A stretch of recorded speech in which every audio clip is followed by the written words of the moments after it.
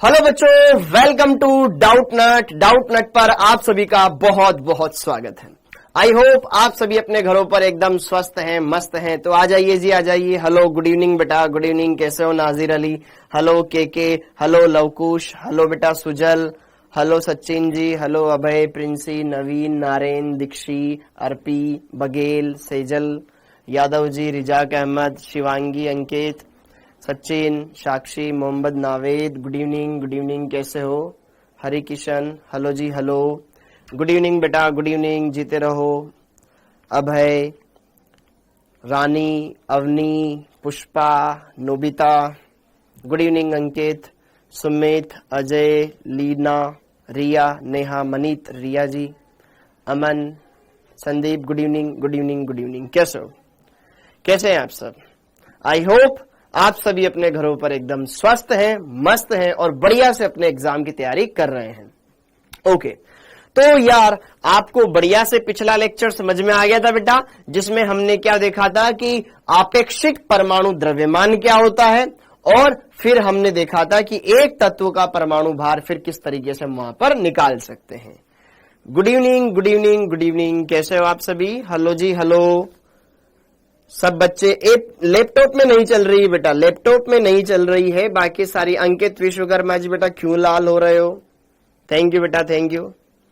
Okay, ला सकते हो बेटा 720 में 720 ला सकते हो। बस अगर आप कंपेयर कर रहे हो कि यार तनिष्का यादव के 720 में 720 आए हैं, तो इसका मतलब वो है कि वो इंग्लिश मीडियम से थी, इस वजह से आ गए।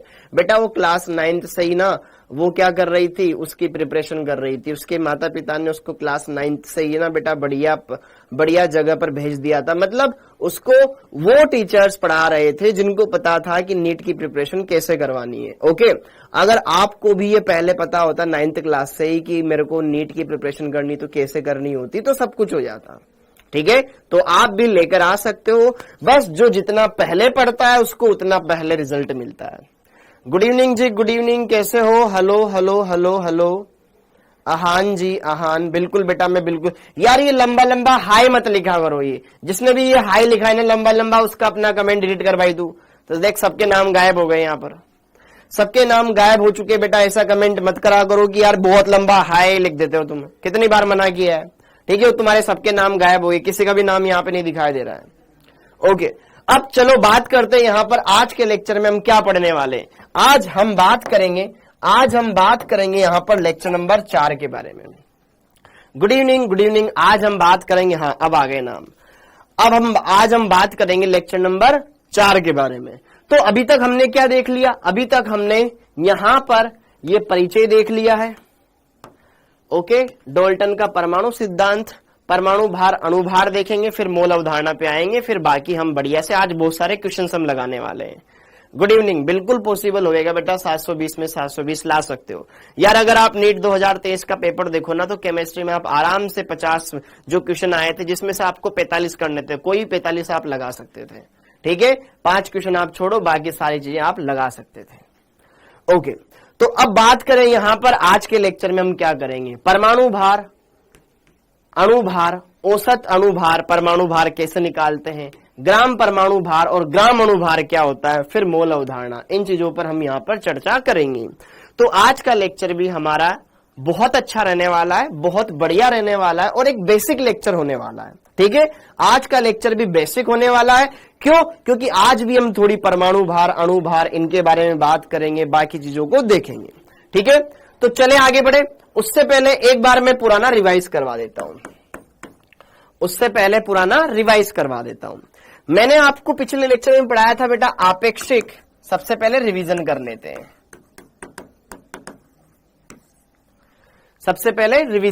हैं, hello ji, hello, good evening, Radhe Radhe ji बेटा, राधे राधे, आप सभी का बहुत बहुत स्वागत है। हाँ जी, उत्तम, आ जाओ। सबसे पहले मैंने आपको यह पढ़ाया डाल्टन का परमाणु सिद्धांत, वो तो कोई इतना इंपॉर्टेंट नहीं है। आपेक्षिक परमाणुवीय द्रव्यमान, ये मैंने आपको बताया। ये सिर्फ ये अनुपात है, और अनुपात भी किसका? परमाणु भारों का। तो यार अनुपात रहेगा तो उसकी कोई इकाई नहीं रहेगी। तो यार इसमें सिर्फ संख्या को हम बताएंगे कि जैसे कि हाइड्रोजन का आप रिलेटिव एटॉमिक मास 1 होता है, किसी का फिर हीलियम का 4 होता है, ये सिर्फ संख्या को बताएगा। क्या बताएगा? सिर्फ संख्या को बताएगा। जैसे कि ऑक्सीजन का आपेक्षिक परमाणु भार कितना होता है? 16 होता है, सिर्फ संख्या को बताएगा। Are you getting my point? ये सिर्फ संख्या को बताएगा, ठीक है। ये क्या बताएगा? सिर्फ परिमाण बताएगा, इसका कोई मात्रक नहीं होगा। लेकिन अगर मैं बात करूं यहां पर परमाणु भार के बारे में, जैसे किसी तत्व का परमाणु भार मेरे को ज्ञात करना हो, अगर वो रिलेटिव ना हो, ये तो कैसा है? रिलेटिव एटॉमिक मास, इसका सिर्फ परिमाण रहेगा, पीछे कुछ नहीं लगेगा इसके। यस और नो? ओके। फिर दूसरा मैंने आपको इसी के अंदर क्या बताया? तत्व का परमाणु भार, तत्व का या तत्व के परमाणु का भार, ठीक है, या परमाणु भार, इसे हम बोल सकते हैं। ये किसमें दिखाते हैं बेटा? जो कि हम इसमें क्या लगाते हैं? परिमाण भी लगाते हैं, प्लस इसका मात्रक भी लगाते हैं। और मात्रक क्या क्या हो सकता है? मात्रक AMU लगा सकते हैं, या डाल्टन लगा सकते हैं, या यूनिफाइड लगा सकते हैं। इतना पढ़ लिया था, बोलो रितिका जी बेटा आएंगे वहां तक, बोलो यहां तक हमने कर लिया था। एक बार देख लो सब बच्चे, कमेंट आ रहा है, सबका कमेंट आ रहा है, सबका कमेंट आ रहा है, सबका कमेंट आ रहा है। ओके, इसमें तो केवल हम सिर्फ संख्या को बताएंगे। जैसे कि उदाहरण के तौर पर अगर मैं बात करूं ऑक्सीजन के बारे में, ऑक्सीजन के बारे में, ऑक्सीजन एलिमेंट के बारे में अगर मैं बात करूं, तो ऑक्सीजन एलिमेंट का रियल मतलब रिलेटिव एटॉमिक मास ये कितना होता है बेटा? 16। लेकिन अगर मैं इसका बात करूं एटॉमिक वेट, परमाणु भार, अगर मैं इसका बात करूं सिर्फ परमाणु भार, ऑक्सीजन एटम का परमाणु भार, ये कितना होएगा? 16 AMU होएगा। और अगर ये ग्राम में लिखा जाए तो फिर ऑक्सीजन एलिमेंट, ऑक्सीजन के बारे में बात कर रहा हूं मैं बेटा, अणु के बारे में बात नहीं कर रहा हूं, फिर यहां 16 लग जाएगा। वेरी गुड, बहुत बढ़िया, आ रहा है बेटा, आ रहा है, सबका काम आ रहा है। यहां पर सिर्फ संख्या लिखनी है, यहां पर आपको ये भी मेंशन करना है कि उसकी इकाई क्या है। थैंक यू बेटा, थैंक यू। हो गया क्लियर? सब कुछ पक्का?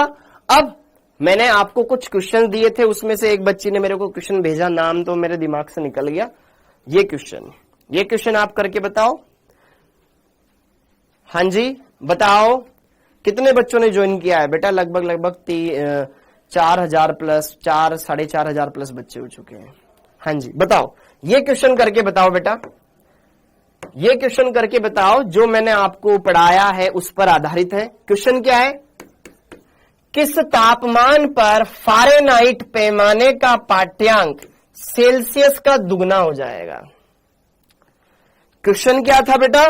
क्वेश्चन ये था कि किस पैमाने पर फारेनहाइट का मान सेल्सियस का डबल हो जाएगा। किसका मान? फारेनहाइट का। किसका दुगना? सेल्सियस का दुगना। दिया है हमें, क्या दिया है कि फारेनहाइट का मान सेल्सियस के मान का दुगना हो जाएगा, ये हमें दिया है।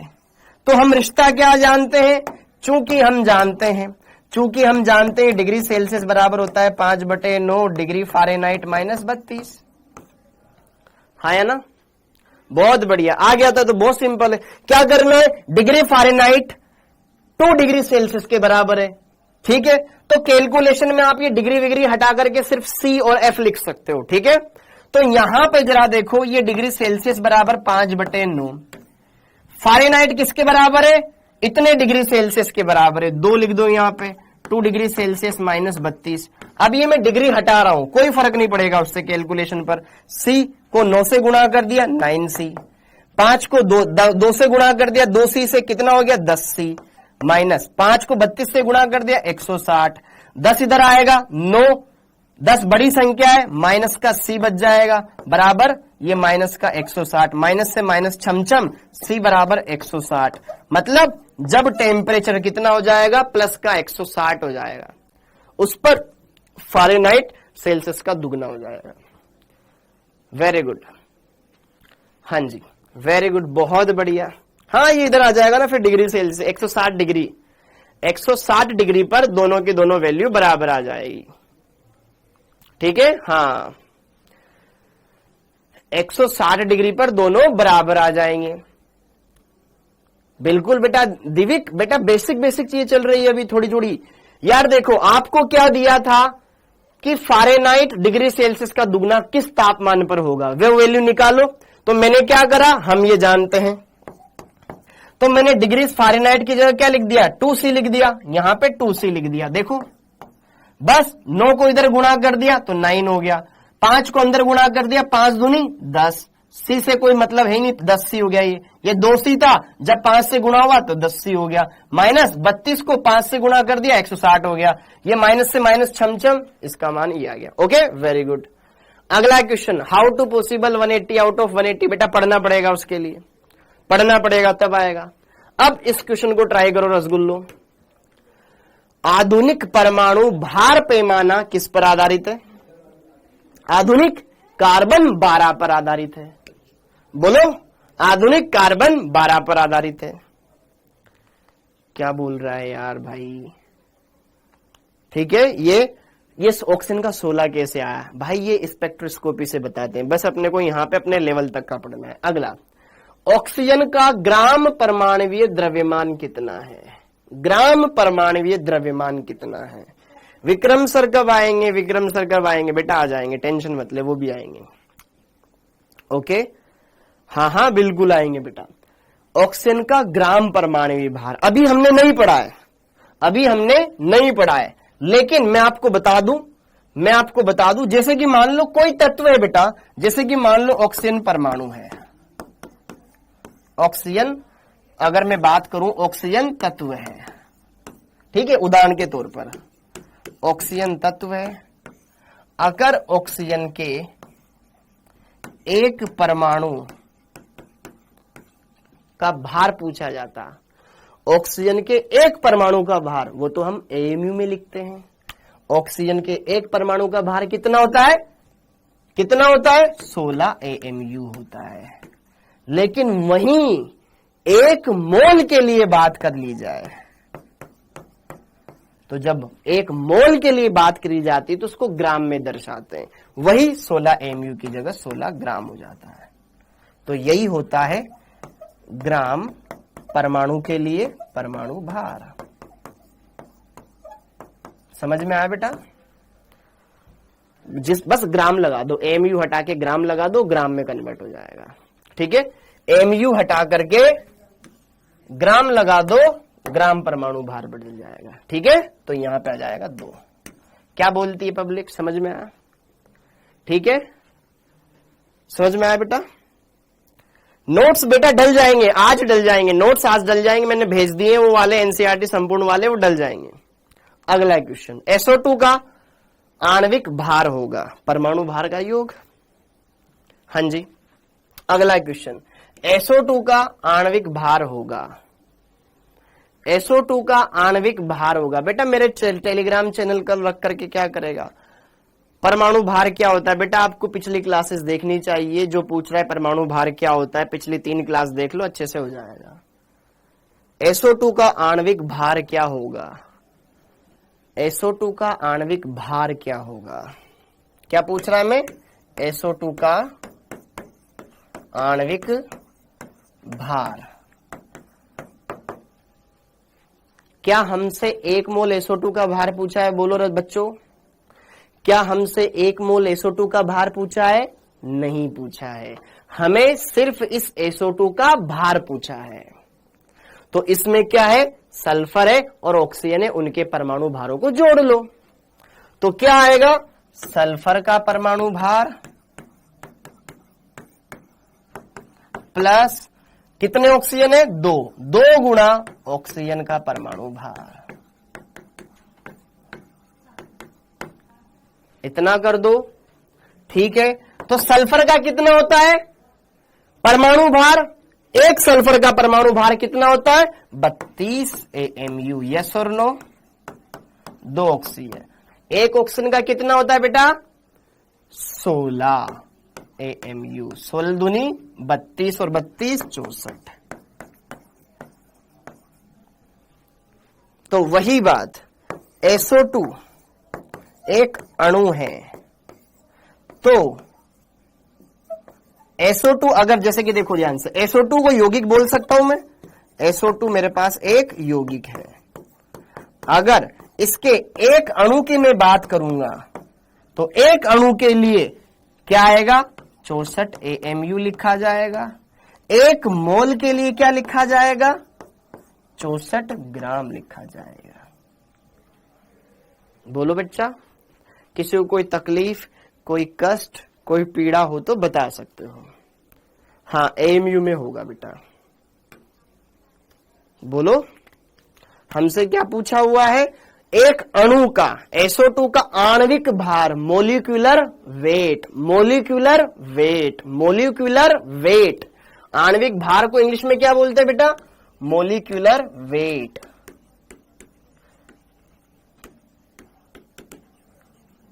मतलब एक मोलिक्यूल का वेट। मोलिक्यूलर वेट का मतलब एक मोलिक्यूल का वेट।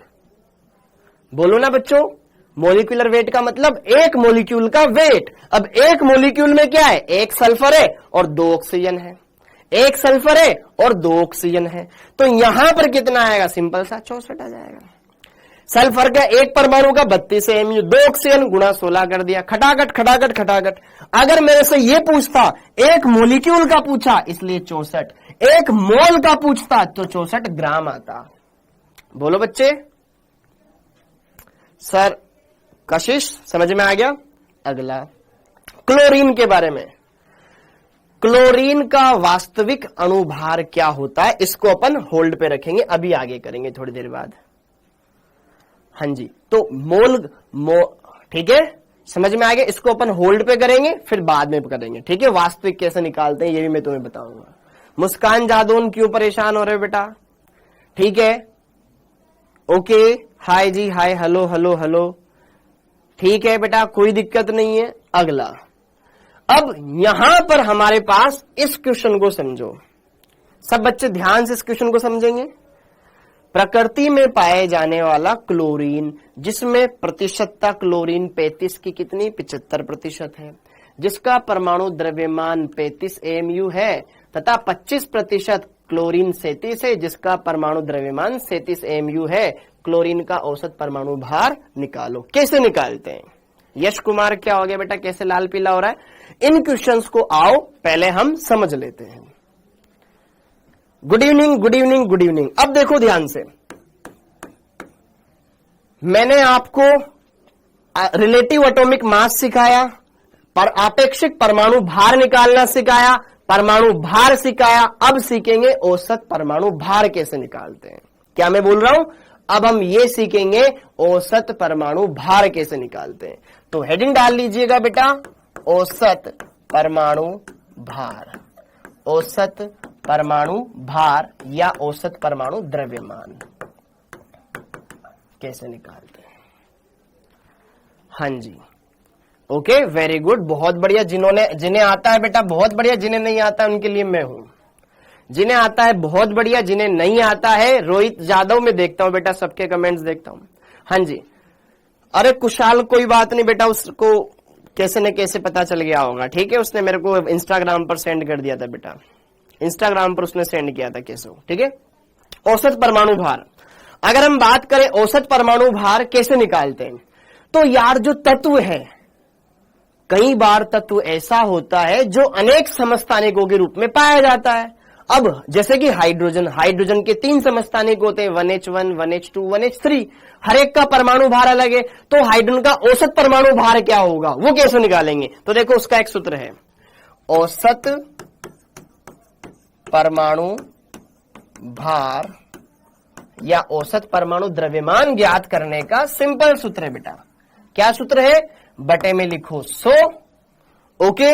यहां पर जितने भी समस्थानिक है, जैसे कि पहला समस्थानिक, उसका द्रव्यमान क्या मैंने मान लिया, A1, क्या मैंने मान लिया, A1, उसकी प्रतिशतता मान ली मैंने X1, प्लस दूसरा उसका परमाणु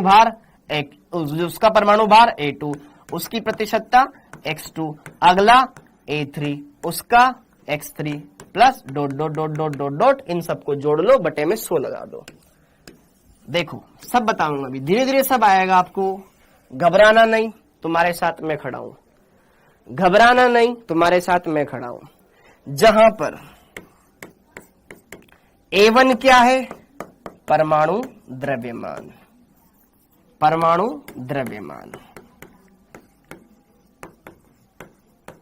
इसी प्रकार से A2, A3 ये सब परमाणु द्रव्यमान है। ठीक है, ओके। X1 क्या है? परमाणु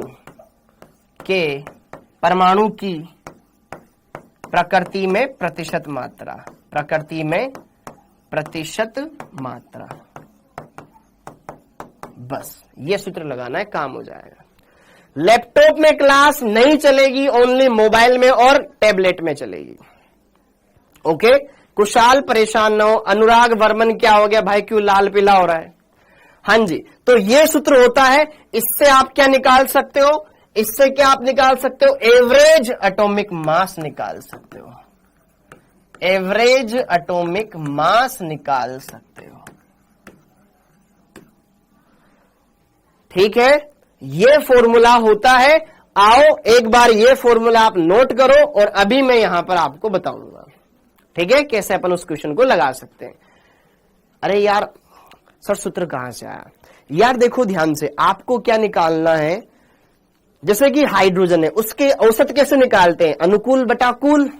औसत कैसे निकालते हैं? अनुकूल बटा कुल करके तो औसत निकालते हैं। तो औसत निकालने का ये सूत्र है कि जितने भी हैं उनका, जितने भी, जैसे कि मान लो 3 समस्थानिक है, A1, A2, A3, इसका परमाणु द्रव्यमान, इसका परमाणु द्रव्यमान, इसका परमाणु द्रव्यमान, प्लस मतलब ये A1 परमाणु है, इसका परमाणु द्रव्यमान A1 है, इसके प्रतिशत मात्रा उससे गुणा कर दो। फिर A2 जो भी दूसरा द्वितीय समस्थानिक है उसकी प्रतिशत मात्रा इससे गुणा कर दो और उनको डिवाइड कर दो 100 से। बहुत सिंपल है, बहुत आसान है। देखो ध्यान से, भी यहाँ पे क्वेश्चन तुम्हारे सामने चुटकियों में होगा। देखो देखो देखो देखो देखो देखो ध्यान से लल्ला, पेपर में हमें क्वेश्चन करना है और फटाफट से करना है। आईफोन में क्लास नहीं चल रहा है बेटा, नहीं चल रहा आईफोन में। देखो ये ओनली आपके एंड्रॉइड फोन में चलेगा। देखो बच्चों, यहां पर इस क्वेश्चन का सॉल्यूशन कैसे हम कर सकते हैं? यार औसत कैसे निकालते हैं? औसत निकालने का, हाँ, अनुकूल बटा कुल, वही सिंपल है। ठीक है, उससे ही अपन निकालते हैं। तो देखो ध्यान से, प्रकृति में पाया जाने वाला क्लोरीन, हमें क्लोरीन प्रकृति में पाया जाता है, लेकिन क्लोरीन के 2 समस्थानिक होते हैं। क्या क्या? एक तो क्लोरीन 35 और एक क्लोरीन 37। ठीक है, क्लोरीन 35 75% पाया जाता है प्रकृति में और 37 25% पाया जाता है प्रकृति में। हाँ या ना? ओके। अरे अभी चलेगी आगे, अभी तो नहीं चल रही है ना। अगली बात, तुम इस क्वेश्चन को हल क्यों नहीं करते हो? यार मैं तुम्हारे कमेंट बंद कर दूंगा अगर तुम क्वेश्चन हल नहीं करोगे तो। यहां पर क्लोरीन 35 का द्रव्यमान कितना दे रखा है?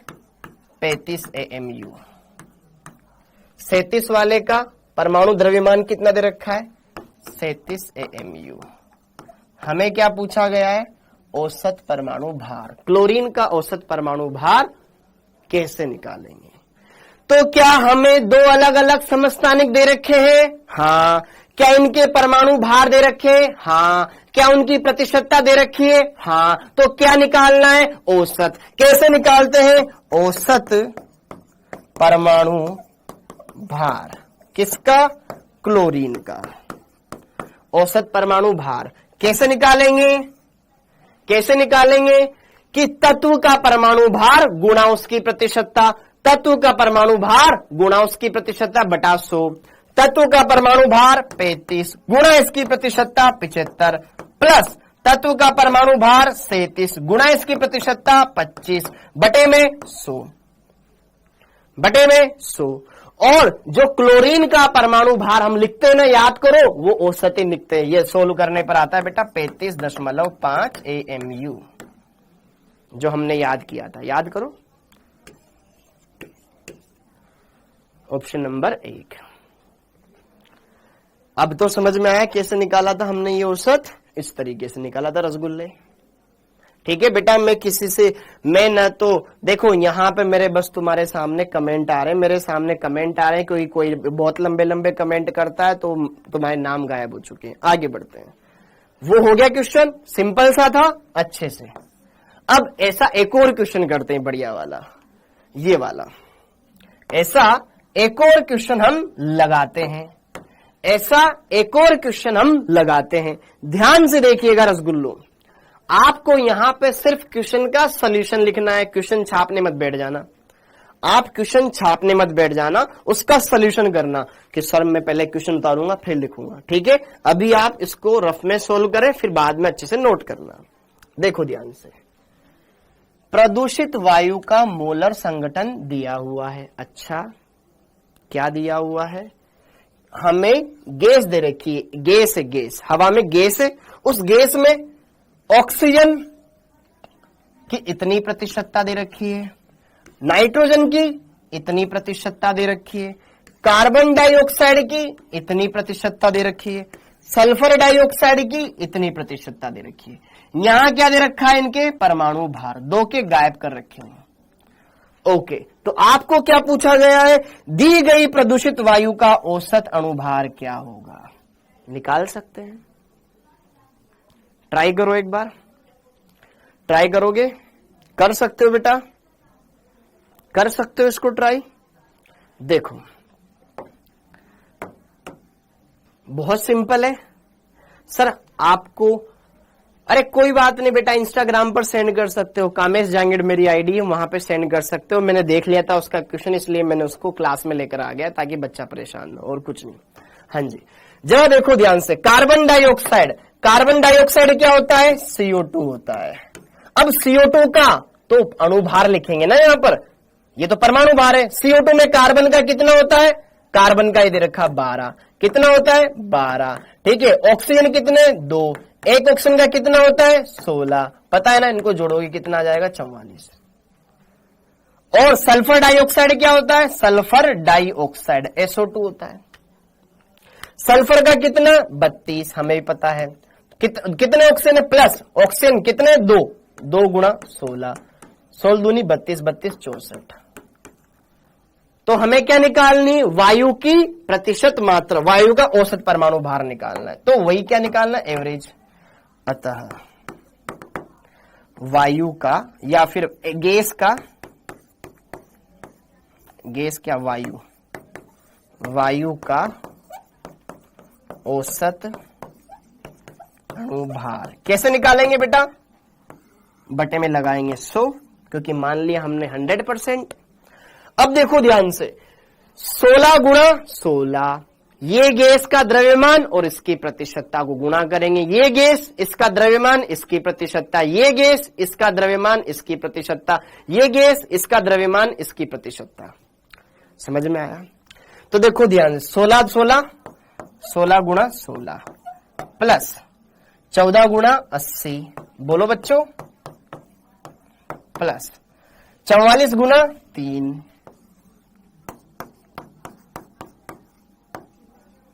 प्लस 64 गुणा 1। सिंपल है, अरे सिंपल है, हाँ या ना? समझ गए बेटा? हमें कुछ नहीं करना था, जो गैसें हमें दे रखी थी उन गैसों की मात्रा को उनके द्रव्यमानों से गुणा कर दिया। पहले हमने औसत परमाणु भार सीखा था, अब औसत अणुभार निकाल रहे हैं। पहले हमने औसत परमाणु भार सीखा था, अब हम औसत अणुभार निकाल रहे हैं। कुछ नहीं, यहां पे अणु ले रहे हैं हम इनके। तो जरा देखो ध्यान से, 16 को 16 से गुणा करोगे 256 हो जाएगा।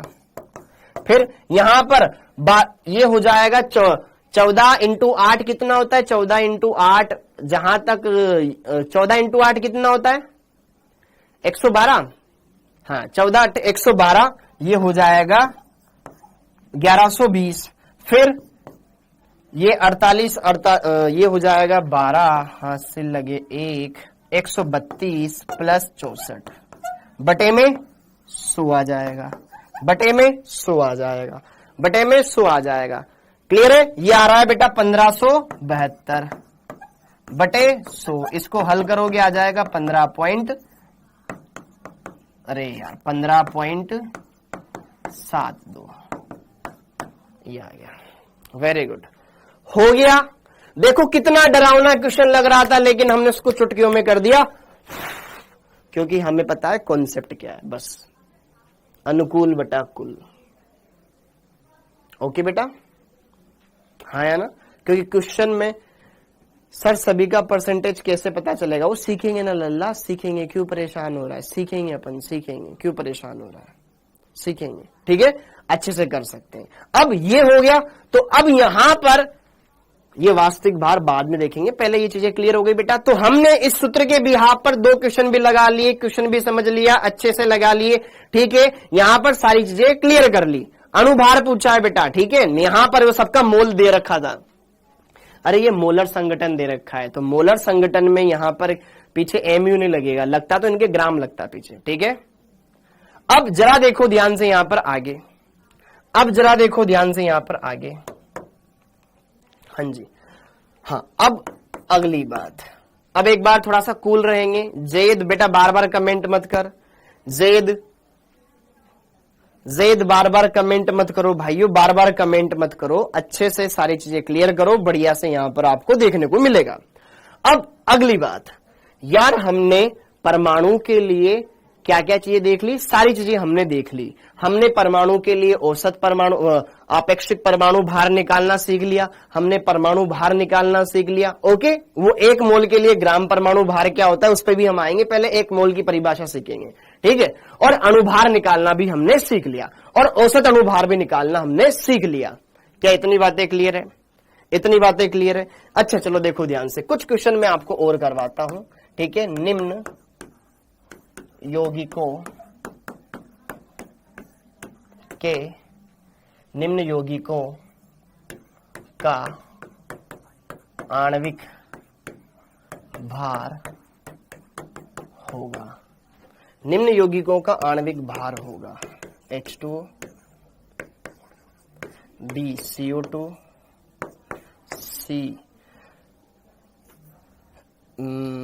C में लिख लेते हैं अपन यहां पर A B C। अगर जैसे कि मैं लूं अमोनिया, हाँ, इनका बताओ। हाँ जी, अब बताओ आणविक भार कितना होगा बेटा? A का 18 AMU। कैसे? क्योंकि 2 हाइड्रोजन है, 1 हाइड्रोजन का होता है 1 AMU, प्लस ऑक्सीजन का 16 AMU।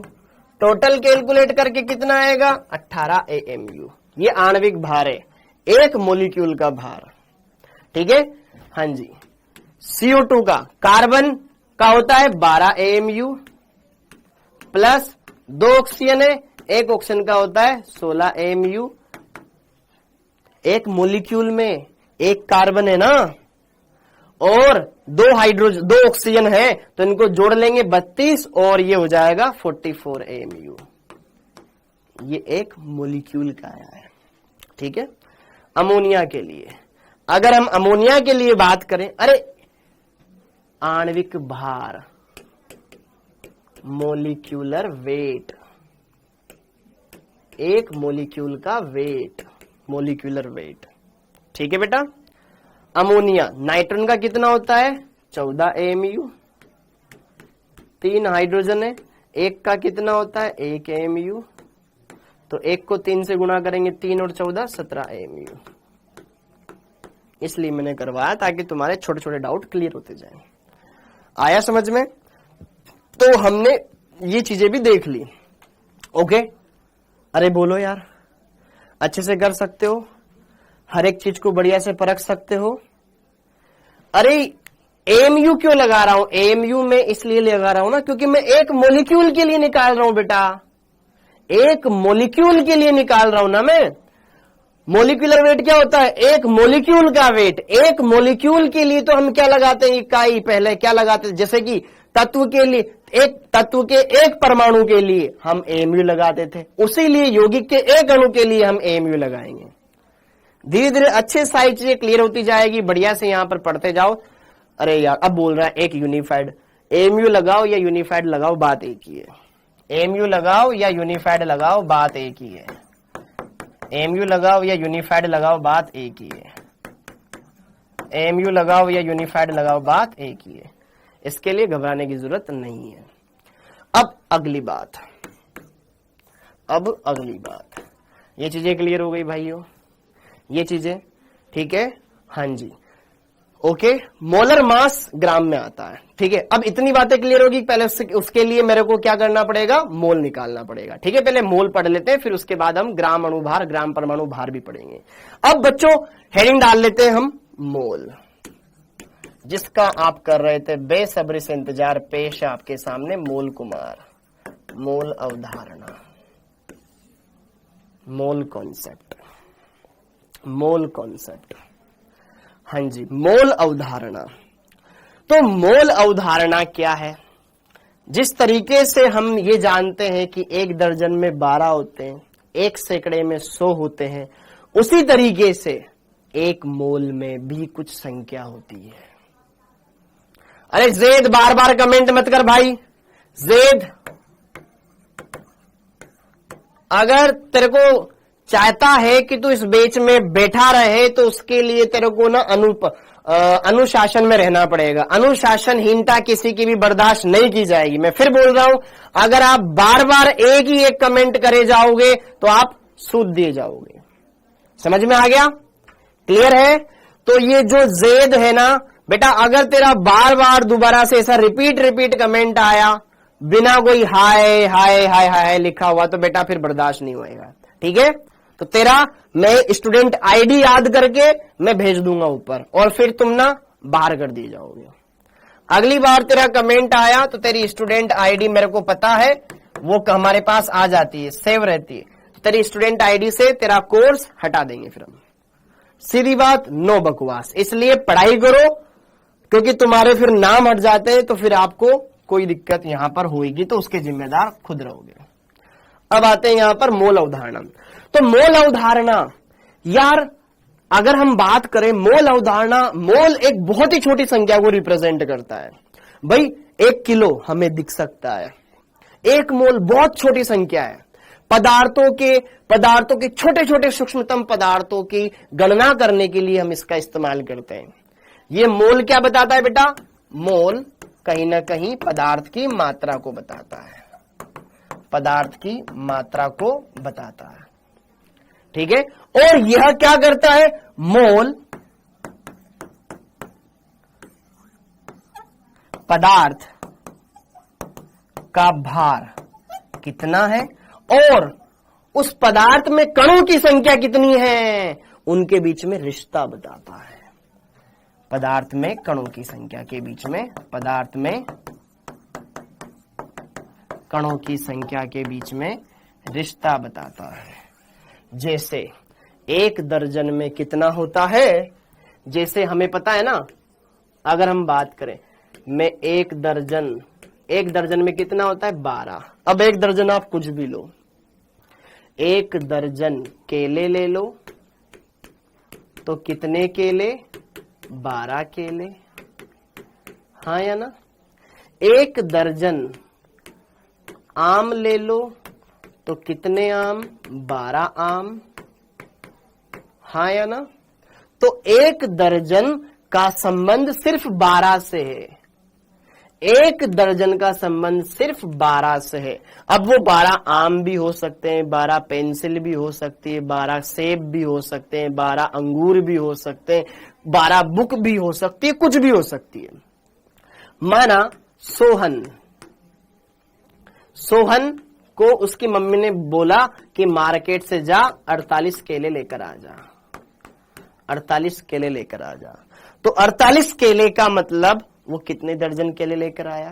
कि भाई साहब 1 दर्जन में होता है 12, तो 48 का मतलब 4 दर्जन, हाँ या ना। तो उसी तरीके से 1 मोल में कुछ संख्या होती है जो कि कहीं ना कहीं सूक्ष्मतम कणों के लिए हम इस्तेमाल करते हैं। समझ में आया बेटा? 1 मोल एक संख्या है जो कि कहीं ना कहीं पदार्थ के लिए हम इस्तेमाल करते हैं। ये दिखने वाले जो छोटे छोटे पदार्थ है, सूक्ष्मतम कण, एटॉमिक पार्टिकल्स, उनके लिए इस्तेमाल की जाती है। समझ में आ गया? ओके। तो अब इसके बाद आगे बढ़ते हैं। तो अब बात करते हैं 1 मोल।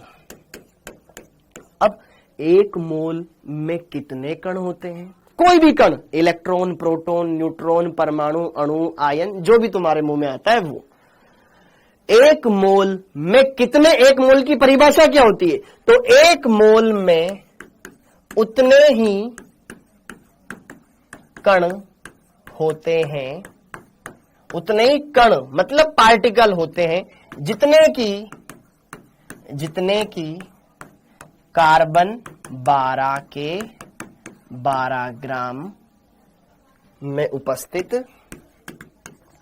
परमाणुओं की संख्या होती है। उपस्थित परमाणुओं की संख्या होती है, परमाणुओं की संख्या होती है। ये 1 मोल की डेफिनेशन है। हाँ, तो 1 मोल में कितने परमाणु होंगे? कार्बन 12 के 12 ग्राम में परमाणुओं की संख्या। अब थोड़ा लॉजिक लगाना। अब अगर मैं बात करूं कार्बन 12 में परमाणुओं की संख्या कैसे निकालते हैं? कैसे निकालेंगे बेटा, बताओ, कोई सूत्र जानते हो आप? कार्बन 12 में कितने परमाणु है, कैसे चेक करें? टोटल भार 12 ग्राम, एक परमाणु का भार से भाग लगा दो। भाई हमें पता है टोटल भार है हमारे पास 12 ग्राम, एक परमाणु के भार का भाग लगा दो तो हमारे पास संख्या आ जाएगी। हाँ या ना बोलो, समझ में आया? हमारे जेब में हमारे पास जैसे कि मान लो 500 रुपए है, हमारे पास 500 रुपए है, ठीक है, हमारे पास 500 रुपए है और एक पेंसिल का मूल्य 5 रुपए है, तो कितने पेंसिल आएगी? भैया काट देंगे, 100 पेंसिल आ जाएगी। उसी तरीके से हमें ये पता है कि टोटल भार कितना है 12 ग्राम, अपोन में एक कार्बन परमाणु का भार, यस और नो, एक कार्बन एटम का भार, यस और नो बोलो बेटा, हाँ या ना? एक भाई टोटल भार अपोन एक का भार, तो संख्या आ जाएगी ना भैया टोटल कितना हुआ। तो यहां पर हमें पता है 12 ग्राम, एक कार्बन का भार कितना होता है याद करो, मैंने लिखवाया था, अगर नहीं पता तो कोई दिक्कत नहीं है, 1.992648 गुणा 10 की घात -23 ग्राम, ग्राम से ग्राम छम, एक संख्या आएगी, जो संख्या किसके बराबर होती है? किसके बराबर होती है? अवोगाद्रो संख्या के बराबर 6.022 गुणा 10 की घात 23 परमाणु। इतने परमाणु होंगे कार्बन 12 में के 12 ग्राम में, और जो कि अवोगाद्रो संख्या कहलाता है। बोलो बच्चों, देखो हमारे पास टोटल भार इतना है यार, देखो ध्यान से, मान लो मेरे एक हाथ में बहुत सारे कंचे हैं, एक हाथ में बहुत सारे कंचे हैं, ठीक है, अंटियां खेली होगी ना, कंचे, बहुत सारे कंचे, 10 कंचे, ठीक है, एक कंचे का भार 5 ग्राम है। सारे कंचे, मेरे पास बहुत सारे कंचे, मुझे नहीं पता कितने कंचे हैं, ठीक है, टोटल कंचों का भार 100 ग्राम है, एक कंचे का भार 10 ग्राम है, तो टोटल कितने कंचे? भाई टोटल 100 ग्राम, एक कंचे का भार 10 ग्राम, तो 100/10, 10 कंचे, सीधी गणित है। या हम गए मार्केट में हम गए केला लेने, ये केले का एक झुंड है, 1 केले, 2 केले, 3 केले, ये 3 केले, एक केले, टोटल भार इन केलों का है लगभग 90 ग्राम, ये 3 केले 90 ग्राम के, एक केला 30 ग्राम का है, तो टोटल कितने केले? हाँ है ना, टोटल कितने केले? 90 ग्राम टोटल है, एक केला 30 ग्राम का है, तो टोटल कितने केले? 3 केले, खत्म। तो वही कॉन्सेप्ट यहां पे लगाया ना लल्ला, तो क्यों मचा रहा है हल्ला? तो यार टोटल ग्राम में भार बटे एक परमाणु का भार बराबर इतना, अर्थात एक मोल इतनी संख्या के बराबर होता है। अर्थात एक मोल बराबर 6.022 गुणा 10 की घात 23 पार्टिकल, इतने कण इसमें होते हैं। बोलो यार, प्लस का बेटा संख्या धनात्मक होती है इसलिए प्लस का 23 आएगा, ठीक है, ध्यान रखना। 10 की घात 23 इतने कण। अब ये कण कुछ भी हो सकता है, ठीक है, हाँ या ना। ये अगली बात, जहां 6.022 गुणा 10 की घात 23 एक संख्या है जिसे आवोगाद्रो ग्रादो हो गया है, तो आवोगाद्रो संख्या कहते हैं, जिसे Na या N नोट से दर्शाते हैं या प्रदर्शित करते हैं।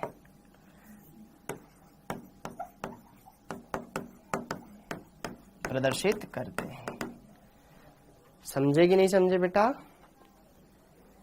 सर सिंपल लैंग्वेज में बेटा, सिंपल लैंग्वेज में ही मैं बोल रहा हूं कि जिस तरीके से एक दर्जन में 12 केले होते हैं, उसी तरीके से मोल भी एक भौतिक राशि है जो ये बताती है कि एक मोल में इतनी सारी संख्या होती है। जैसे कि एक सैकड़ा में 100, एक दर्जन में 12, उसी तरीके से एक मोल में इतना 1.022 गुणा 10 की घात 23। ये कुछ भी हो सकता है। समझ में आया? समझ में आया? जिसको हम इस संख्या को क्या बोलते हैं? आवोगाद्रो संख्या। इसको क्या बोलते हैं? आवोगाद्रो संख्या।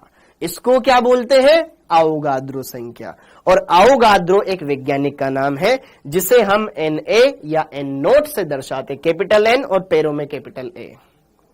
ठीक है, ये 1.99 कहां से है बेटा? तुम्हें याद नहीं रखना है, बस तुम्हें ये ध्यान रखना है, ये तुम्हें याद रखने की जरूरत नहीं है। मैंने फिर भी बोला है, ये एक कार्बन परमाणु का भार होता है, जो कि तुम्हें याद हो तो ठीक है, नहीं हो तो कोई दिक्कत नहीं। तुम्हें ये ध्यान होना चाहिए कार्बन 12 में कितने, 12 ग्राम में कितने परमाणु आते हैं? इतने, जो कि 1 मोल के बराबर होता है, क्योंकि हमने कार्बन 12 को मानक माना था। तो बस तुम्हें ये ध्यान होना चाहिए कि 1 मोल में इतनी संख्या होती है। अगर मैं 12, जैसे कि मान लो 1 2 3 4 5 6 7 8 9 10 11 12, तो 1 दर्जन बोलूंगा। उसी तरीके से जब कणों की संख्या 1 2 3 4 5 6 7 होते इतनी हो जाएगी, तो अब बोल देंगे हम 1 मोल हो गए कण, 1 मोल कण हो गए। समझ में आ गया?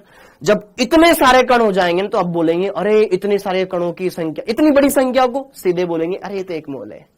अब मैं जैसे बोलता ना 1000 ग्राम बोलो या 1 किलो बोलो, बात तो एक ही है, हाँ है ना। मेरी हाइट ना 5 फुट 11 इंच है। मेरी हाइट 5 फुट 11 इंच है। कितना अच्छा लग रहा है ना, 5 फुट 12 इंच। अबे 6 फीट ही बोल लेना, 12 इंच बोल रहा है, वो तो 1 इंच के बराबर, 1 फीट के बराबर होता है, हाँ है ना। तो 5 12 बोलो या 6 बोलो, बात तो एक ही है। तो कहीं ना कहीं ये एक संख्या को बता रहा है। हाँ, वेरी गुड। अब ये कोई भी हो सकता है, कोई भी हो सकता है, कोई भी हो सकता है। देखो ध्यान से, यह राशि सूक्ष्मतम परमाणुीय कणों के लिए प्रयुक्त की जाती है। इंसानों के लिए नहीं, जो छोटे छोटे कण होते हैं उनके लिए इस्तेमाल की जाती है। जैसे कि कहीं लिखा हुआ है 1 मोल परमाणु, तो कितने परमाणु? 1 मोल परमाणु तो कितने परमाणु भैया 6.022 गुणा 10 की घात 23। क्या पूछ रहे हो परमाणु। अगर मैं बोलता 1 दर्जन केले तो इतने सारे केले, तो यहां पर परमाणु पूछा है तो परमाणु लिखेंगे। समझ में आया। 1 MU 1 मोल नहीं होता है बेटा, ठीक है। ओके, ये संख्या है बेटा, ये संख्या है नरेंद्र साहू, ये संख्या है, ठीक है। 1 मोल में इतना होता है। अब 1 मोल, मैंने बोला 1 मोल अणु तो कितने अणु, 1 मोल अणु तो इतने सारे अणु, 6.022 गुणा 10 की घात 23 अणु। मैंने बोला 1 मोल आयन, क्योंकि हम केमिस्ट्री के बारे में बात कर रहे हैं तो यहां पे यही आएंगे। 1 मोल आयन तो कितने सारे आयन भाई साहब, इतने सारे आयन, 10 की घात 23 आयन। जो पूछा जा रहा है वो पीछे लगा दो। अब समझे, बोलो कल क्लास नहीं होएगी। समझ में आया बेटा। अगर मैंने बोला अभी 1 मोल यौगिक, कोई यौगिक है 1 मोल, 1 मोल यौगिक लिखने के बजाय अभी मैं आगे उदाहरण करवा दूंगा आपको। अरे बेटा ये संख्या है, एक संख्या है, जैसे कि 1 दर्जन में 12 होता है। अब तू पूछेगा 12 क्या है, मैं तो यही बोलूंगा ना 12 संख्या है। उस तरीके से ये क्या है, एक संख्या है। समझ में आया। सर मोल शब्द केवल संख्या को व्यक्त करता है। हाँ बेटा, पदार्थ की मात्रा को बताता है ये। ओके, अब देखो तुम इस पर क्वेश्चन, अब देखो तुम इस पर क्वेश्चन। जैसे कि उदाहरण, जैसे तुमसे बोला जाए 1 मोल प्रोटॉन तो कितने प्रोटॉन, प्रोटॉन को P+ से दर्शाते हैं। कितने प्रोटॉन, फटाफट बोल दोगे तुम। जैसे तुमसे पूछा गया 1 मोल न्यूट्रॉन तो तुम फटाफट बोल दोगे भैया इतने सारे न्यूट्रॉन। न्यूट्रॉन को N0 से दर्शाते हैं ना। 1 मोल इलेक्ट्रॉन तो कितने सारे इलेक्ट्रॉन, अभी बता दोगे।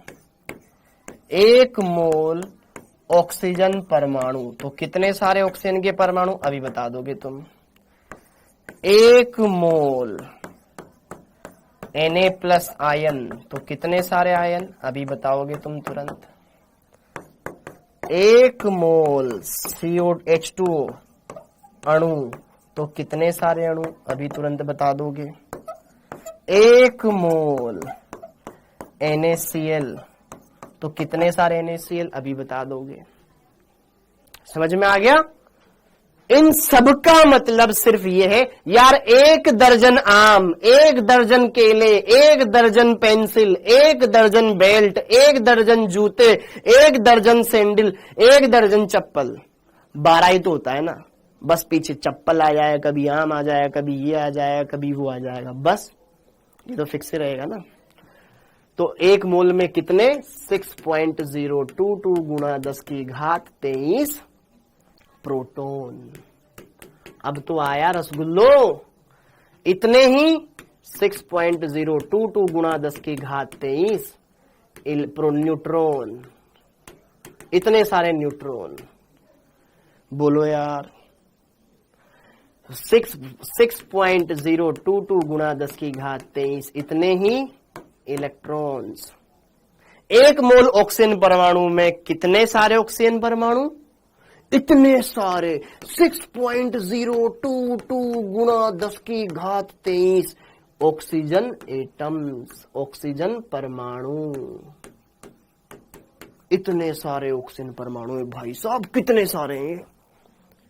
हाँ यार, 1 मोल Na+ आयन में कितने सारे Na+ आयन, इतने सारे 6.022 गुणा 10 की घात 23 Na+ आयन, इतने सारे आयन हैं।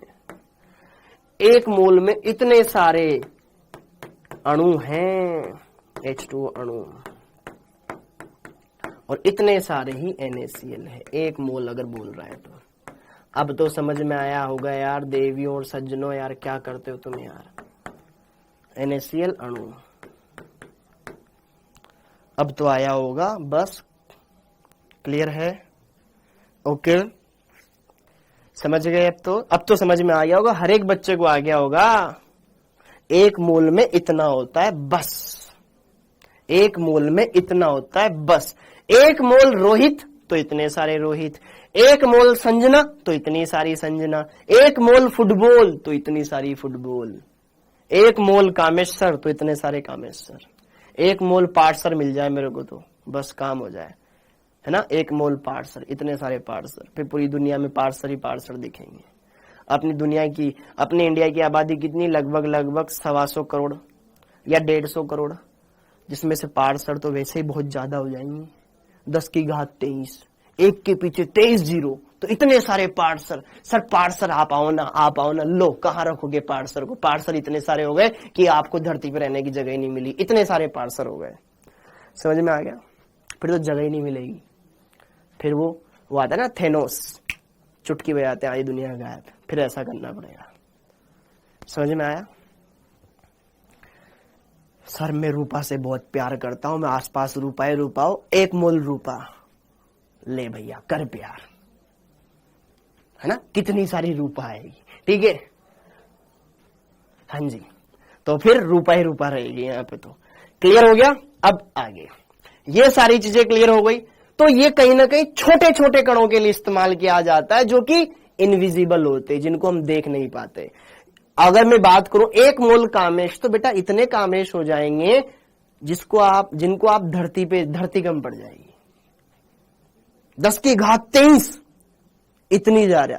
बेटा इंडिया की पॉपुलेशन 1 मोल, पूरे वर्ल्ड की नहीं है 1 मोल, ठीक है। तो ये ध्यान रखो। क्या ये बात समझ में आ गई? तो मोल समझ में आ गया, मोल समझ में आ गया। अब हम बात करेंगे ग्राम परमाणु भार। Gram atomic mass. चलो जल्दी लिखो, फिर अपन और क्वेश्चन करेंगे। ग्राम एटॉमिक मास, है ना। ग्राम एटॉमिक मास, 1 मोल रेखा तो इतनी सारी रेखा, है ना। हाँ जी, अरे बोलेंगे बेटा, अभी सब कुछ आएंगे धीरे धीरे, आपके डाउट धीरे धीरे समाप्त होते जाएंगे। डोंट पैनिक यार, घबराया मत करो यार तुम, यार घबराते हो यार तुम, यार मत घबराया। ओके, ग्राम परमाणु भार। ग्राम परमाणु भार क्या है? तत्व के परमाणु का ग्राम में भार, या ग्राम में तत्व के परमाणु का भार, ग्राम परमाणु भार। लेकिन ग्राम परमाणु भार ना 1 मोल के लिए निकाला जाता है, बताया था मैंने। तो ये इसको क्या बोल सकते हैं? 1 मोल परमाणु का भार ग्राम परमाणु भार कहलाता है। अब 1 मोल में कितने सारे परमाणु होते हैं? सर 6.022 गुणा 10 की घात 23 परमाणुओं का भार ग्राम परमाणु भार कहलाएगा, या 6.022 गुणा 10 की घात 23 परमाणुओं का भार ग्राम परमाणु भार कहलाएगा। हाँ बोले तो 1 मोल परमाणु का भार।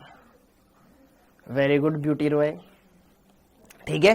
तो यह चीजें हैं, समझ में आ गया। तो अगर 1 मोल अगर मोल के लिए बोला जाए तो पीछे ग्राम लगाना है, परमाणु के लिए बोला जाए तो पीछे एमयू लगाना है। समझ में आ गया? इतना समझ में आ गया? बोलो बोलो बोलो बोलो। तो जरा देखो उदाहरण। हाँ जी, अब देखो तुम, ऑक्सीजन एटम, ऑक्सीजन तत्व ले लेते हैं, ठीक है। यहां पे तत्व लिखते हैं। अगर मैं ऑक्सीजन तत्व है, ठीक है, या फिर मैं यहां पे ऐसा उदाहरण लेता हूं ना यार, यहां लेते हैं अपन उदाहरण, ठीक है। यहां पे लेते हैं अपन तत्व, यहां लिखते हैं उनका आपेक्षिक परमाणु भार। अब आएगा, यहां लिखते हैं हम सिर्फ परमाणु भार, और यहां पे लिखते हैं 1 मोल का भार।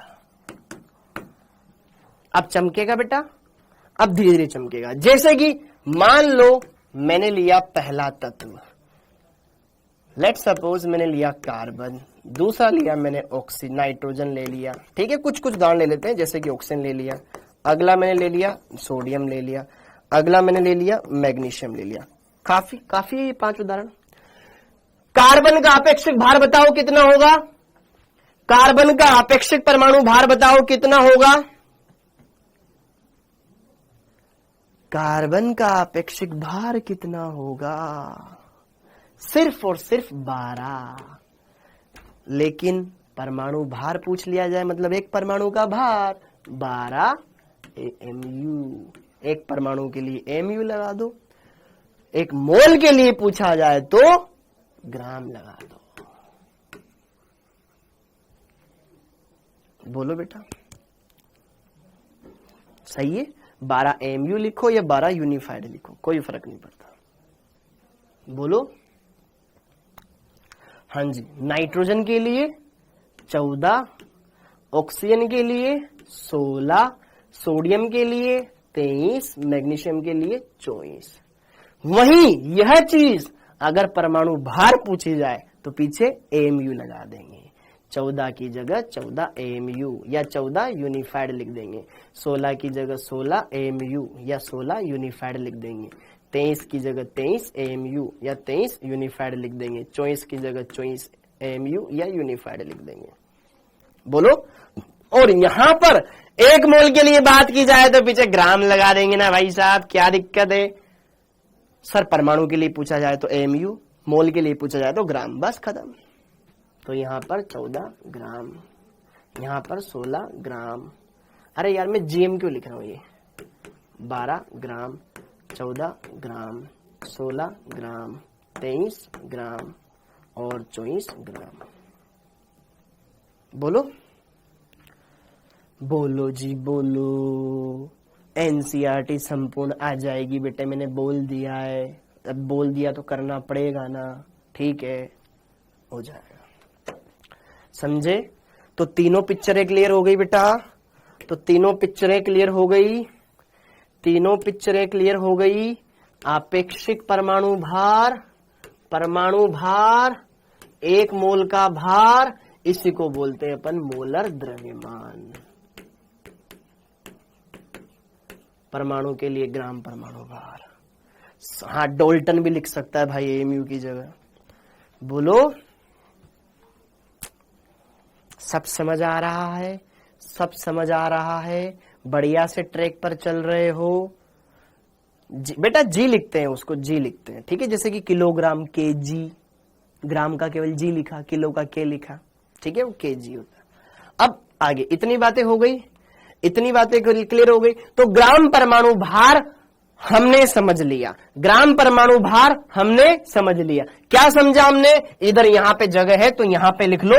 अगर कोई तत्व दे रखा है, अगर कोई मान लो मैंने क्या लिया, कोई तत्व लिया, तत्व लिया, अगर इसके एक परमाणु के लिए, एक परमाणु के लिए हम क्या लगाएंगे, पीछे जो भी वैल्यू होगी पीछे AMU लगाएंगे। और एक मोल के लिए अगर पूछ लिया जाए तो पीछे क्या लगाएंगे, हम ग्राम लगाएंगे। यही है आपका ग्राम परमाणुवीय भार या ग्राम परमाणु भार। समझ में आ गया बेटा? अरे हाँ, यूनिफाइड भी लगा सकता है भाई, यार क्यों टेंशन ले रहा है यार। हो गया रसगुल्लो। अब आगे, अब आगे, अब आगे। बिल्कुल बेटा, क्यों नहीं अंकित विश्वकर्मा, अभी तो बेटा स्टार्टिंग है, अभी शुरुआत है बेटा, शुरुआत है, टेंशन मतलब सब कुछ होएगा, बढ़िया होएगा, ठीक है, ओके। अब जरा देखो ध्यान से आगे, इतनी बातें क्लियर हो गई, ये चीजें हमने पढ़ ली। ग्राम परमाणु भार पढ़ लिया, तो ग्राम अणु भार पढ़ ले। क्या?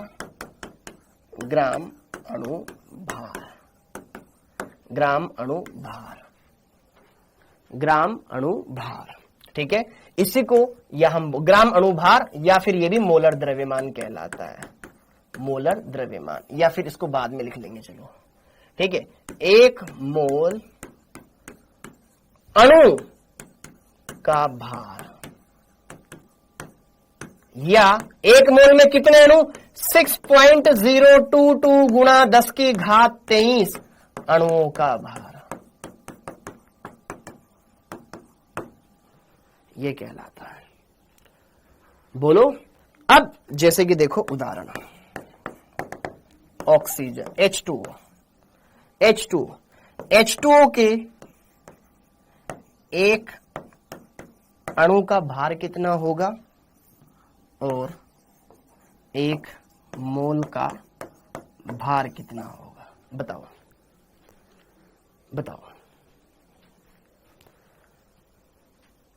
बताइए। सर इस चैप्टर का प्रैक्टिस क्वेश्चन बेटा करेंगे ना, लेकिन पहले थोड़ा बता दो। दूं यार, फिर तुम में से बहुत सारे बच्चे बोल रहे हैं कि सर मेरे को नहीं आ रहा। अब आप ये बताओ, एक अणु का कितना? H2O के एक अणु का भार कितना? H2O में क्या है सर? 2 तो हाइड्रोजन है, एक हाइड्रोजन का 1 AMU होता है, 2 का 2 AMU और ऑक्सीजन का 16, तो ये हो जाएगा 18 AMU। पहले भी किया था। और एक मोल के लिए वही 18 ग्राम हो जाएगा। 18 ग्राम हो जाएगा। क्या बोलती है पब्लिक? समझ में आया? नहीं आया? अमोनिया देख लो।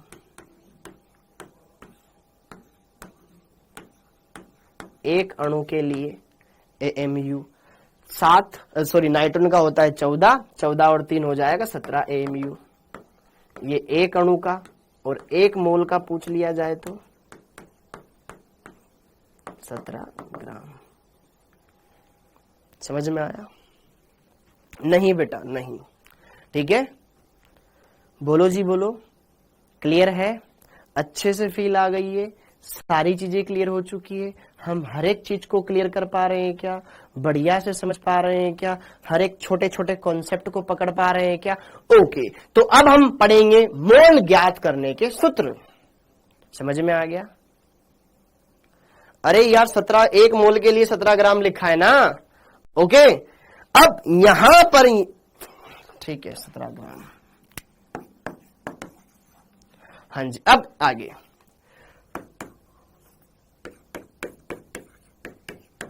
मोल ज्ञात करने के सूत्र।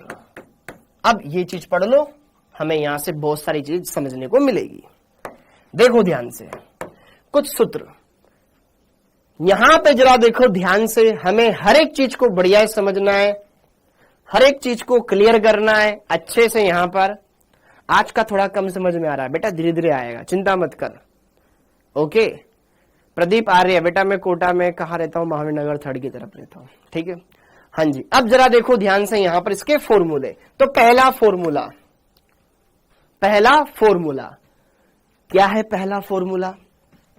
क्या है? पहला फॉर्मूला जैसे कि देखो ध्यान से, H2O के बारे में अगर हम बात करें, H2O के एक मोल का भार, H2O के एक मोल का भार कितना होता है? अभी हमने देखा 18 ग्राम होता है। अगर आपसे बोल दिया जाए, अगर हमने फलाना ग्राम ये ले रखा, अगर हमने 72 ग्राम H2O ले रखा है तो कितने मोल? तो जितना भी ग्राम में भार दे रखा है उसका एक मोल में भार कितना होता है उससे डिवाइड कर देंगे, काम हो जाएगा।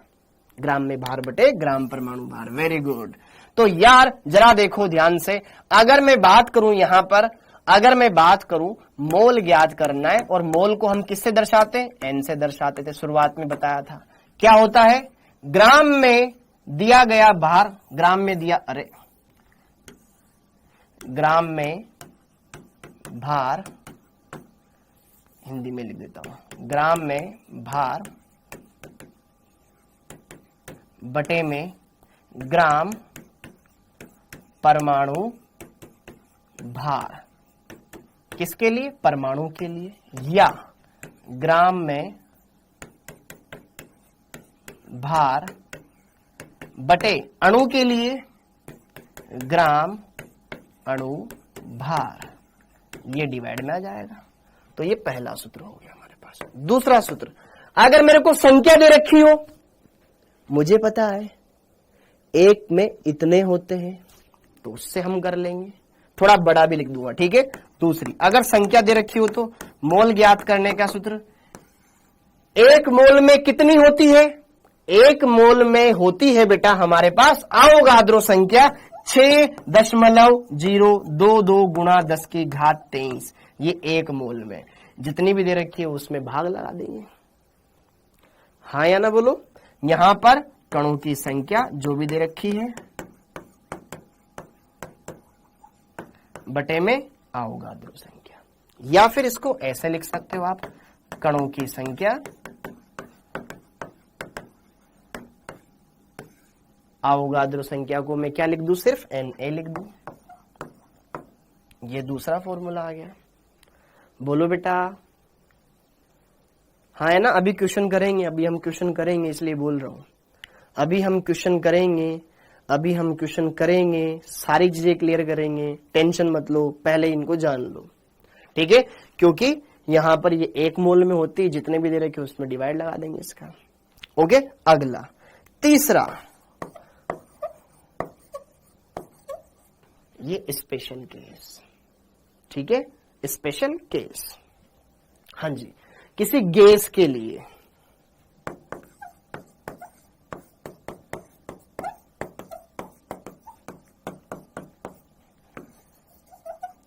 अगर तुम्हें कुछ एसटीपी वगैरह ऐसी कुछ चीजें बोल रखी है। अब एसटीपी क्या होता है? ए माँ माता जी, बहुत सारे बच्चे ऐसे गलेंगे, है ना? तो उनके लिए मैं बता देता हूं।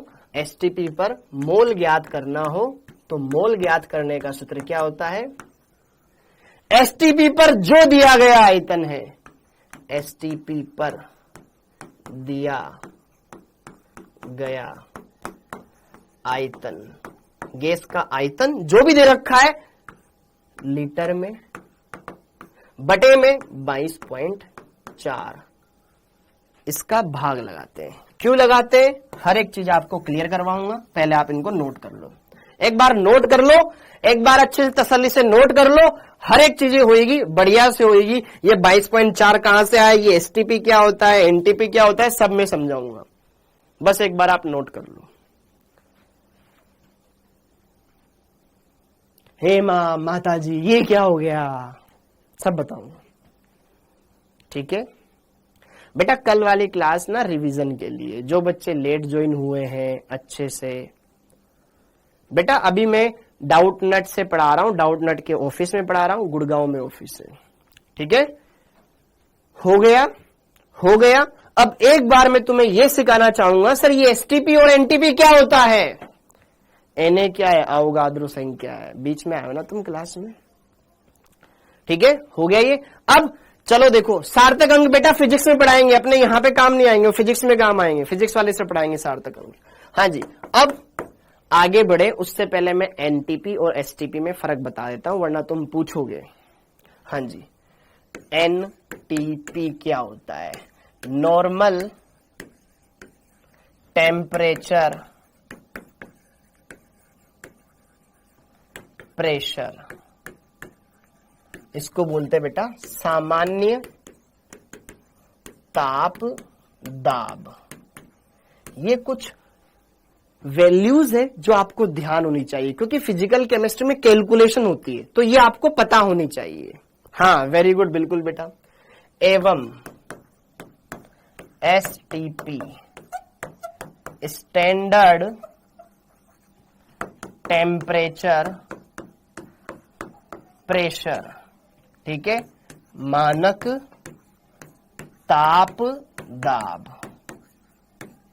ये दो चीजें मैं आपको बता देता हूं, तो अच्छे से आप तसल्ली से सुनना और बढ़िया से हर एक चीज को समझना।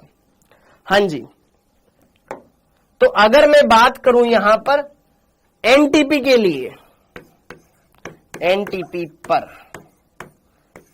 क्वेश्चन आता है, एनटीपी पर ताप और दाब का मान क्या होता है?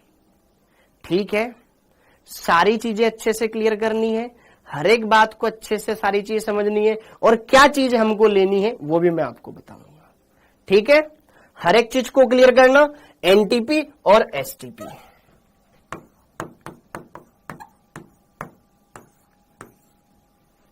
देखो, एनटीपी पर जो प्रेशर होता है, प्रेशर दाब, एनटीपी पर जो दाब होता है P, ये होता है 1 ATM के बराबर। किसके बराबर बेटा? 1 ATM के बराबर। और जो तापमान लिया जाता है, टेम्परेचर, वो होता है 20 डिग्री सेल्सियस। इसको केल्विन में कन्वर्ट करोगे तो ये हो जाएगा 293.15 केल्विन। ये ध्यान रखना है डेटा। और इन दोनों पर जो आयतन आता है V, ये कितना आता है? ये आता है बेटा 22.4 लीटर। हर एक चीज बताऊंगा। पहले एनटीपी को एसटीपी माना जाता था। और अगर हम बात करें यहां पर एसटीपी पर, स्टैंडर्ड टेम्परेचर प्रेशर, इस पर जो दाब लिखा जाता है ना, दाब, इसमें जो दाब लेते हैं वो लेते हैं हम किसमें? बार में। किसमें? बार में। 1 बार। और हमें ये पता है 1 बार कितने एटीएम के बराबर होता है? 0.984 एटीएम के बराबर होता है। तापमान कितना होता है? तापमान टेम्परेचर होता है बेटा कितना? यहां पर 0 डिग्री सेल्सियस, या मैं कहूं 273.15 केल्विन। ये थोड़ी सी डेटा ध्यान रखना है। और इसमें जब आयतन हम हल करते हैं, तो ये आता है 22.7 लीटर। लेकिन लेकिन लेकिन लेकिन नोट,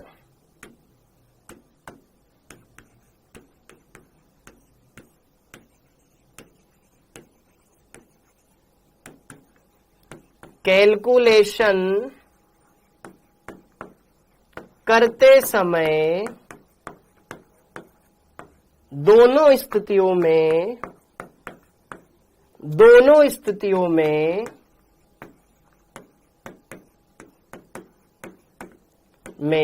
आयतन 22.4 लीटर लेना है। ये ध्यान रखें। ओके बेटा 25 नहीं होता, वो 20 डिग्री होता है। 20 डिग्री सेल्सियस जिसको बोलते हैं 293। बेटा 25 नहीं होता, 20 होता है वो। ठीक है, तो इसको ध्यान रखना। अरे बेटे 25 नहीं होता, 20 होता है बेटा वो। एन कहाँ है? एन कहाँ है? एन तो कहाँ है ही नहीं बेटा। यहां पर एन मोल को एन से लिखते हैं ना। हाँ जी, ये, हाँ जी, क्योंकि बेटा यहां पर भी ना हम 1 एटीएम ही लेकर के हल करते हैं, तो 1 एटीएम और 1 बार बराबर नहीं है ना, इस वजह से। मेरी क्वालिफिकेशन बेटा, मैंने मास्टर्स किया हुआ है केमिस्ट्री में, और न्यूक्लियर पावर प्लांट में साइंटिस्ट बी की पोस्ट पर मेरी ऑल इंडिया में 10th रैंक आई हुई है। ठीक है, वो तो किस्मत ऐसी खराब है कि इंटरव्यू में थोड़े पैसे कम पड़ गए। ठीक है, वरना अभी मैं न्यूक्लियर पावर प्लांट में राउत भाटा के पास में है, उसमें साइंटिस्ट होता। ठीक है, हाँ जी, ओके, क्लियर हो गया? हाँ जी शुभम जी, ये सारी वैल्यूज आपको पता होनी चाहिए अच्छे से। सारी चीजें बेटा वो तो लेवल 10 का होता है उसमें। तो अब यहां पर अब हम करते हैं कुछ क्वेश्चंस। अब कुछ क्वेश्चंस करें। ये सारी चीजें क्लियर हो गई, क्वेश्चन क्लियर हो गए बेटा। वो तो कैलकुलेशन जब हम यहां पर पीवी बराबर एनआरटी एक समीकरण होती है उसमें रखते हैं, फिर निकालते हैं। बहुत सारे बच्चे बोलेंगे सर पीवी बराबर एनआरटी क्या होता है, इसलिए मैंने नहीं निकलवाया। ठीक है, ओके, अब आगे बढ़ते हैं। अब क्वेश्चन कर ले। कुछ क्वेश्चन तो करेंगे यार, जब आए तो कुछ क्वेश्चंस तो करेंगे ना, तब आए तो। हाँ जी भाई साहब, पहला, जैसे कि इनमें से एक क्वेश्चन में कौन सा करवाऊं अभी आपको, फिर बाकी तुम्हें होमवर्क के लिए दूंगा। कुछ एक आध क्वेश्चन कर ले। ये वाला क्वेश्चन करो। हाँ जी बेटा, यह एक क्वेश्चन तुम ट्राई करो। अगली क्लास में अपन क्वेश्चन ही क्वेश्चन करने वाले हैं। अगली क्लास में अपन क्वेश्चन ही क्वेश्चन करने वाले हैं।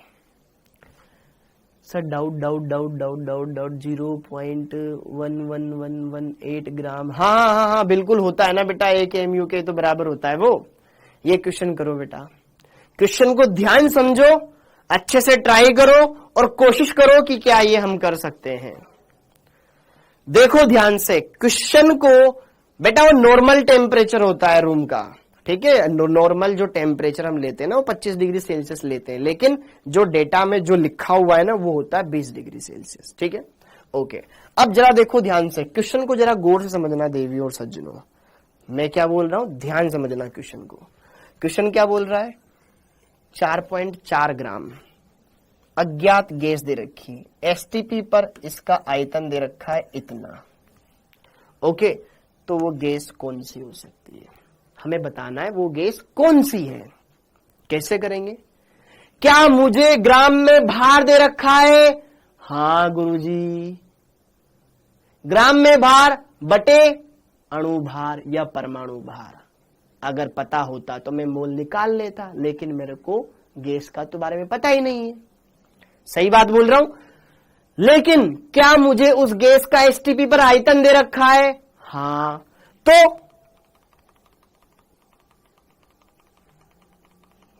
तो एसटीपी पर दिया गया आयतन बटे 22.4 करके क्या मैं मोल निकाल सकता हूं। एसटीपी पर आयतन बटे 22.4 करके क्या मोल निकाल सकता हूं।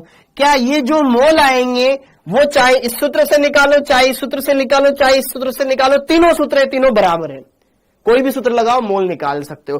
तो यहां से तुम मोल निकाल दो, यहां पुट कर दो, ग्राम में भार पता, ये पता, तो ग्राम अणु भार निकल जाएगा और फिर हम देख लेंगे वो गैस कौन सी है। समझ में आया लल्ला। तो जरा देखो ध्यान से इस क्वेश्चन को, बाकी फिर तुम होमवर्क में ट्राई करना, अगली क्लास में लगवाऊंगा तुम्हें वो क्वेश्चन। हाँ जी, जरा देखो ध्यान से, हमें दिया है, क्या दिया है, अज्ञात गैस का ग्राम में भार कितना दे रखा है, 4.4 ग्राम दे रखा है बेटा। एसटीपी पर आयतन कितना दे रखा है, 2.24 लीटर। ओके, तो हम यह जानते हैं, चूंकि मोल ज्ञात करने का सूत्र क्या होता है, एसटीपी पर आयतन, बोलो, बटे 22.4। क्या यहां से मोल निकाल लूंगा, मेरे को आयतन कितना दे रखा है, 2.24 बटे में 22.4, ऊपर भी लीटर नीचे भी लीटर है, ठीक है, मतलब दोनों समान इकाइयां हैं। अब जरा देखो ध्यान से, दशमलव के बाद 2 अंक, दशमलव हटा दिया, 2 जीरो नीचे लगा दी, दशमलव के बाद 1 अंक, दशमलव हटा दिया, 1 जीरो ऊपर लगा दी, तो ये छम छम, 1 जीरो से 1 जीरो, छम छम, 1/10, तो कितने मोल, कितने मोल, 0.1 मोल। आया कि नहीं आया, क्या मोल आ गए, क्या मोल आ गए। ग्राम में भार, तो मैं अणुभार निकाल लूंगा, अणुभार निकाल लूंगा, तो यार हर एक का अणुभार तो फिक्स होता है ना, तो जिनका जिनका आएगा हम चेक कर लेंगे। बोलो बेटा, क्या हम ये जानते थे। अब यहां पर आगे बढ़ जाऊं, अब आगे, अब पुनः, ठीक है, मोल बराबर हम ये सूत्र जानते हैं, ग्राम में भार बटे अणुभार, परमाणु भार, जो भी लिखना है, गैस है तो देखो गैस ही गैस सारी की सारी, यहां पे क्या लिख दूं मैं, अणुभार लिख दूं, काम हो जाएगा। अब मोल कितने, 0.1, कहां से, ये रहा, हाँ जी, ग्राम में भार 4.4 बटे अणुभार, हाँ है ना। तो क्या करूं मैं, जी अणुभार को इधर लेके आ जाऊं, इसको डिवाइड में भेज दूं, क्या, अणुभार 4.4 बटे 0.1, दशमलव के बाद 1 अंक, दशमलव के बाद 1 अंक, दशमलव से दशमलव, छम छम 44 अणुभार। ये किसके लिए निकला है, ये बेटा 44 हमें क्या दे रखा था, ऊपर ग्राम में दे रखा था, तो ये किस में आएगा, ग्राम में आएगा, ग्राम। 44 ग्राम है उस गैस का भार, समझ में आया। और 44 किसका है देख लो, 44 किसका है देख लो, N2 का ग्राम में भार देख लो, CO2 का ग्राम में भार देख लो, CO का ग्राम में भार देख लो, ग्राम में भार देखना है तुम्हें। N2 में 2 नाइट्रोजन है, एक नाइट्रोजन का होता है 14, 2 का 28, ऑक्सीजन का कितना होता है 16, गुणा करो कितना आएगा 28 और 16 44 ग्राम। CO2 कार्बन का होता है 12, 2 ऑक्सीजन है, 1 ऑक्सीजन का होता है 16, 32 और 16 32 और 12 44। Very good. CO कार्बन का होता है 12, ऑक्सीजन का होता है 16 28 ग्राम। तो कहीं ना कहीं ये 2 के लिए मैच कर रहा है। तो भाई साहब हाँ सही बोले, ये भी है ये भी है। तो ये ना ऑप्शन है ना ये ऑप्शन है, ऑप्शन नंबर 4 सही है। बोलो समझ गए बेटा। अब आपको कोई डाउट हो तो पूछ लो, बाकी ये क्वेश्चन तुम्हारे लिए होमवर्क है, अगली क्लास में मैं डिस्कस करवाऊंगा। ये वाला क्वेश्चन तुम्हारे लिए होमवर्क है, प्रैक्टिस करना। ये वाला क्वेश्चन भी होमवर्क है, प्रैक्टिस करना। होमवर्क प्रैक्टिस अगली क्लास में डिस्कस करवाऊंगा। Homework practice, homework practice, homework practice. सोचा था कि मैं तुम्हें करवा पाऊं, लेकिन समय सीमा समाप्त हो गई, क्या करें। ठीक है, ये क्वेश्चन तुम्हें करने हैं। अब तुम्हें कोई लगता है कि कहीं पर आप बताओ कहीं पे मेरे को लाइन में समझ में नहीं आए, ये क्वेश्चन दोबारा से बताओ। देख भाई, हमें ग्राम में भार दे रखा था, STP पर आयतन दे रखा था, ओके। STP पर आयतन दे रखा था, तो STP पर आयतन मेरे को दे रखा है, ये मैं जानता हूं, मैं मोल निकाल लूंगा। मोल निकाल लिए। अब मैंने मोल तो निकाल लिए, लेकिन मेरे से ये पूछा गया वो गैस कौन सी है। अब गैस का यहां पे सूत्र दे रखा है, अगर मेरे को अणुभार पता चल जाए तो काम हो गया। तो यहां पर हमने एक सूत्र ये और जानते हैं, ग्राम में भार बटे अणुभार। अब मैंने मोल ज्ञात कर लिए, मैंने ये ज्ञात कर लिए, तो मेरे लिए अणुभार ज्ञात करना कौन सी बड़ी बात है भैया। मोल इतने, ग्राम में भार इतना, अणुभार मेरे पास आ गया उस गैस का 44 ग्राम। अब ग्राम 44 ग्राम किसका है 2 का है, तो हो गया आंसर। ठीक है, 0.1 कैसे आया। अरे 1/10 कितना होता है यार, बोलो ना यार। हाँ जी, रसगुल्लो समझ में आ गया। Sakshi ji hello, Vandita, Shyam Gupta hello hello. Sir अगर मेरी एक रैंक आई तो हॉस्पिटल बनाऊंगा। सर आपने तो बताया था 1 मीटर 10 की घात 6 माइक्रोमीटर होता है। बिल्कुल होता है बेटा। कल छुट्टी रहेगी क्या। हाँ, आप घर पे प्रैक्टिस कीजिएगा। मनीष सर बेटा नहीं पढ़ाते। ओके, कोई डाउट वगैरह है पूछ लो। विक्रम सर कौन सी केमिस्ट्री पढ़ाएंगे बेटा। विक्रम सर आएंगे लेकिन आगे आएंगे, ठीक है। ओके, कोई भी डाउट हो, गाली वाली देनी हो, है ना, क्योंकि एक तो बहुत सारे तो आते ही हैं कुछ ना कुछ। Thank you ji, thank you. Sir मेरे फोन में शो नहीं हो रहा। विपिन चौबीसा जी, बेटा विपिन चौबीसा जी तो बहुत पहले चले गए यार। ओके, थैंक यू बेटा, थैंक यू भोरवी। कोई भी डाउट हो, आपने बताया था कि अरे भाई 1 मीटर में 10 की घात 6 माइक्रोमीटर होता है। आज भी मैं यही बोल रहा हूं, ठीक है। वो 1 माइक्रोमीटर में कितने मीटर होते हैं वो बताया होगा, 10 की घात -6, ठीक है। हेलो जी, हेलो खुशी, हेलो बेटा। कल जरूर पढ़ के आना। 2 दिन आपके लिए, संडे और सैटरडे 2 दिन का आपको अवकाश दिया जा रहा है, तो उन टाइम पर ना इन क्वेश्चन को लगा लेना, क्योंकि धीरे धीरे अपन ना स्पीड पकड़ेंगे। तो धीरे धीरे अपन ना चीजों को, ऐसा नहीं है कि जैसा आज पढ़ रहे हैं वैसे ही स्लो कल पढ़े, धीरे धीरे अपन स्पीड बढ़ाएंगे। स्टार्टिंग में ना अपन धीरे धीरे सीखते हैं। बच्चा बचपन में धीरे दौड़ता है ना, बाद में तेज दौड़ता है ना। आप कुंडी खोल के छोड़ दो, बच्चा बाहर भग जाएगा, ठीक है। तो वैसे ही धीरे धीरे स्पीड बढ़ाएंगे। तो आप ना चीजों को लेकर के चलते चले, लेकिन ऐसा नहीं कि हम तो धीरे ही पढ़ेंगे। हमें एग्जाम देना है, ठीक है। हमें कोई रिसर्च नहीं करनी है, हमें उतना पढ़ना है जितना हमारे एग्जाम में आता है। ओके, तो बढ़िया से मेहनत करो, अच्छे से कोशिश करो, सब कुछ होएगा, बढ़िया से होएगा। हाँ जी बेटा खुशहाल। ओके बेटा, ऑफर तो हमारे भी आए यार, ऐसा कुछ नहीं है, ठीक है। ओके, 3 जगहों से तो ऑफर आ चुके हैं, ठीक है, ऐसा कुछ नहीं। हाँ, अब अच्छे से आप पढ़ो, बढ़िया से यहां पर सारी चीजें क्लियर करो अच्छे से। विकास जी, हाँ बिल्कुल, थैंक यू बच्चों, थैंक यू। तो अच्छे से पढ़ाई करना, अच्छे से। ओके, आप सभी का बहुत बहुत धन्यवाद। जय हिंद।